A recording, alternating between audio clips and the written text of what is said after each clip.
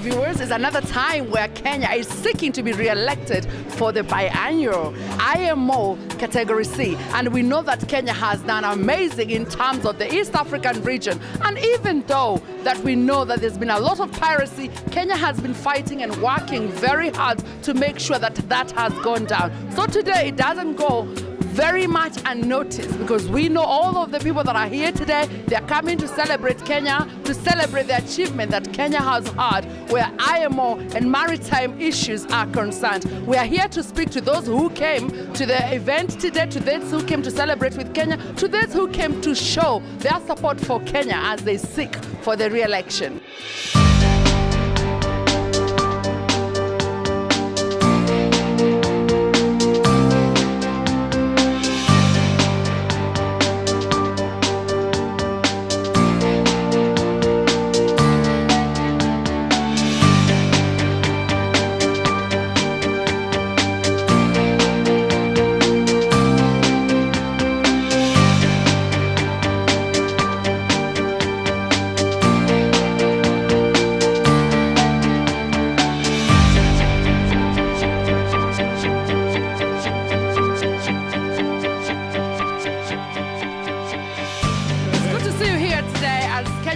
Reception. We are hoping to get re-elected for the IMO Category C. What is your message for Kenya? Thank you. I'm from Ghana, and Kenya has played a very important role, especially in serving East and Central Africa. And my message to Kenya is to continue the good work which they have been doing. They have our support, and we would ensure that Kenya is re-elected to council. Thank you very much. But before you go, what is the strength that Kenya holds in terms of the IMO, in terms also of developing the maritime relations in the region? No, Kenya has built great credentials as far as IMO is concerned. They have served in various capacities, and they've also made a significant contribution to the work of IMO, especially when you look at the issues of piracy in the Gulf of Aden. And the prominent role that Kenya played in the process is quite significant. Okay, we are here again, Mr. Juvenal Shundu, talking about Kenya and the IMO. What do you think Kenya is prepared for this re-election? Well, I think Kenya has done its best. There's no reason why it shouldn't be re-elected on Friday. Well, saying that, what issues has Kenya dealt with in the last 2 years? Because we were here for the election, it went very well. So what has Kenya worked through this time? Well, Kenya has recently ratified the Nairobi Wreck Removal Convention, which they deposited in April this year. And the Nairobi Wreck Removal Convention also came into effect this year. So that is a very positive step. In addition, Kenya has played a very active role in the fight against piracy off the coast of Somalia, and Kenya continues to play its role in the region, and it's because of the efforts of Kenya, including sending the Kenya Defense Forces in Somalia, that has helped to reduce the piracy incidents over the coast of Somalia. Fantastic. I mean, saying that we have seen the reduction of piracy so much that we can only say congratulations to Kenya. Now, the East African region has seen Kenya develop it to a very major league. Where are we heading with the East African maritime region? I think in February this year, the Kenya government hosted the first National Maritime Conference, which the Secretary General of IMO attended, and the conference was opened by His Excellency President Uhuru Kenyatta. That conference highlighted the need for Kenya to participate actively in the maritime sector. And the fact that there are a number of members of parliament at this IMO assembly session, including the chairman of the Parliamentary Committee on Transport, Honorable Maina Kamanda, shows the commitment of Kenya to develop its maritime sector. Fantastic, and we cannot say thank you enough, Mr. Juvenal Shundu, because you stand there, you have fought for this Kenyan maritime, we've improved. So well done, and keep doing the good work for Kenya.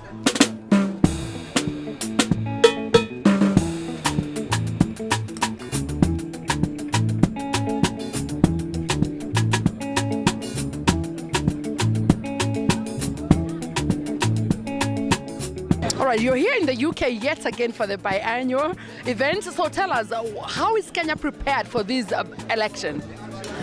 We are very well prepared.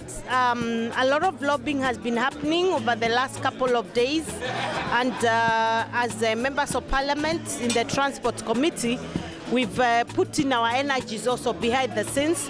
And as things look today, we have about 65 member states that have already shown interest to support us by way of writing, and we are hopeful that we are going to get to the council as a nation. But you know that Kenya has done very well in the East African region. Yeah. I mean, what has been happening in the last 2 years that says that the development is still ongoing? Well, if you look at Kenyans' growth in the maritime industry, first of all, you're seeing us growing, improving on our ports. The Mombasa port has new extra berths where the ship can come and drop their cargo, and we are now opening a new port in Lamu. And certainly, if you look at the positioning of our nation, we become a great entry point into the East African region and Central Africa. And so you cannot ignore, when you talk about maritime industry, when you talk about shipping industry, you can't ignore Kenya because of our positioning. And I think that is why many nations tonight are supporting Kenya to be part of the council, because they know the importance of Kenya's positioning to that whole region. Fabulous. Now, we're talking about our broadcast diaspora speak. There's a lot of diaspora and Kenyan diasporas who are looking to actually develop the entrepreneurship with the maritime industry. How can you support them in terms of development, this export to Kenya? I think that the support would come in terms of the country or the government developing the infrastructure, which I mentioned earlier. We have new berths that have been set up, that the government partnered with the Japanese government, and we have new berths. We have the Lamu port, and what I can tell, especially the diaspora, Lamu port is the place to look at, because once you have the Lamu port, the entire LAPSET program, you'll have the markets open not just in Kenya, but in Ethiopia, in South Sudan. So take advantage of this opportunity. And it's coming, and coming very soon. We're here today because Kenya is seeking to be re-elected for the IMO Council, Category C. So tell us, how do you feel in terms of Kenya preparedness towards being in the council? Thank you. I feel as a country, Kenya is prepared to retain the seat in the council. It's already sitting in the council, and we are taking on to the election very formidably. One thing I want to let you know is that the seat in the council is very vital for Kenya. Kenya has managed to wrestle down the pirates from the coast of Somalia and Kenya. It has managed to settle the import of the shipping line across the Kenya-Somalia border. So it's very important that Kenya retains this seat. This seat will give us a bargaining power to be able to be part and parcel of the maritime systems in the world. So it's very important and very key that we retain the seat. I'm glad you said that, but there are also viewers for this program who might want to know, how can they invest in the Kenyan maritime? Is it Lamu, is it LAPSET? How can they invest? And also for the diaspora, how can they engage with what you're doing? Thank you. I feel as a country, we are now in the second phase. The first phase of the Lamu, which is the LAPSET. LAPSET means we are going to cover the three countries, the hinterland of South Sudan, Uganda, Rwanda, and the larger Eastern Congo. Therefore, it's a very, very vital opportunity for the world and any other person who wants to invest in Kenya, in the maritime systems within the coast of Kenya, that the opportunity is now. One, after the commencement of the Lamu port, which has already started being built, every infrastructure is taking off, we are going to realize almost a free port in the only one for Eastern Central Africa, which we are going to put up in Lamu. So it's important that the opportunity is now. Well, as somebody who is a member of parliament Yes. in Kenya, so that means there's politics involved. So this is not political. My question is, what would you like to tell the government in terms of what they can do to even improve better what Kenya is doing to engage with the East African region? What I would say is, the way you've said, this is not politics. Politics only subsidizes investment. And we are inviting, through the politics, we are able to vote through the National Assembly, vote for more money to build the Lamu port. In this budget, we put some allocation towards the construction of the Lamu port. That is the only thing we can support the country. And once the port is ready, the port is up and running, the return is wonderful. Fabulous. And viewers, you've heard that Kenya is very well prepared, and Kenya is working very hard to make sure that the maritime region, the East African region, is improving, has improved, and it will serve more people. And with Kenya being re-elected, it means it will have a bigger say in how the region is run. So this is the time that Kenya has got time to stand out and show the world that we are there where we need to be, at the top.